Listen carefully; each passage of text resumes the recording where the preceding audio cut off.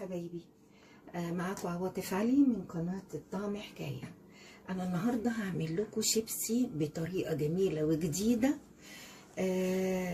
يعني هتشوفوها. يعني أنا هقول لكم دلوقتي بطاطسيتين أو أكتر حسب حاجتكم انتوا، ودقيق، وبعدين فلفل أسود، ملح، رشة السكر الجميلة دي اللي أنا بعملها. كمان عندي هنا كمون، فلفل اسود، برضو رشة السكر الحلوة دي، وعندي الملح. انا هقطع الشيبسي بالمكنة بتاعتي دي حسب ما انا عايزة. يعني بصوا، انا عايزة كده. يعني ممكن ان كنتوا تطلعوه اتخن من كده. يعني في كل الاحوال لو الشيبسي التخانة دي او اتخن سنة هيطلع برضو الطعم جميل. يلا بينا اكمل لكم بقية بسم الله.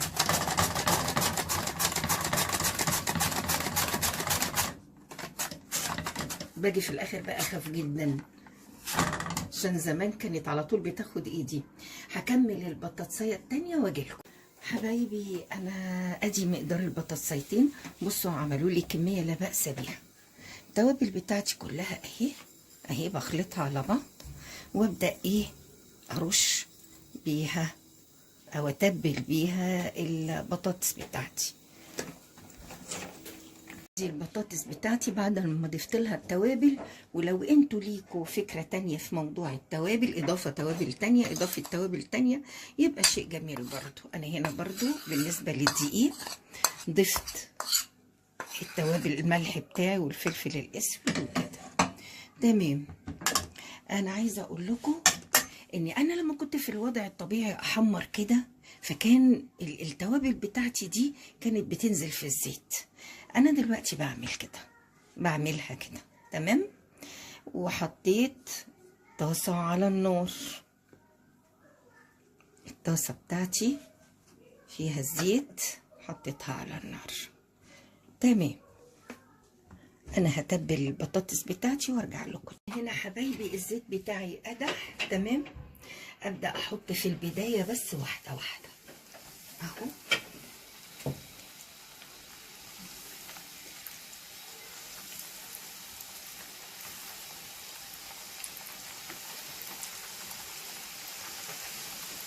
على فكره عايزه اقول لكم برضو على معلومه جميله بسيطه. انا في البدايه بعد لما بقطع البطاطس كده بقوم عامله بصله وتومه وعليهم حبه ملح، واسيب البطاطس بتاعتي شويه في الخليط ده. بعد كده اجرده من البصل وميه بصل، واخده اطلعه زي ما انتوا شفتوا كده في التتبيله اللي انا قلت لكم عليها. والله طعمه بيبقى في منتهى الجمال، خطير خطير يعني. زائد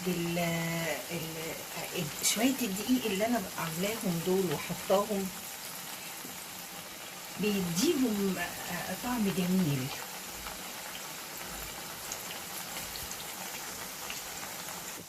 بصوا يا بناتي، انا تملي بخلي ايد الطاسه بتاعتي على جوه كده، يعني ما بخليهاش كده علشان محدش يخبط فيها يعني. وده زيت وانا بخاف من الزيت قوي. دي نصايح عامه يعني تمام حبايبي. ادي البطاطس بتاعي وانا قلت جربوه ودقوه. هطلع الطاسه التانيه وارجع لكم. وده الشكل النهائي لطبق البطاطس بتاعي. من فضلكم جربوه. بصوا القرمشه الطعمه دي، بصوا، وفي نفس الوقت مش ناشف، طري.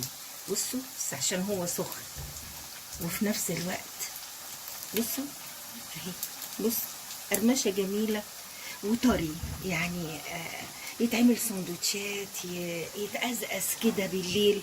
احنا كلنا بنحب البطاطس الشيبسي حبايبي. بالهنا والشفا. وما تنسوش تزوروني وتشرفوني وتنوروا القناه بتاعتي معاكم كانت عواطف علي، قناة الطعم حكاية. فعلوا بقى واعملوا لي جرس.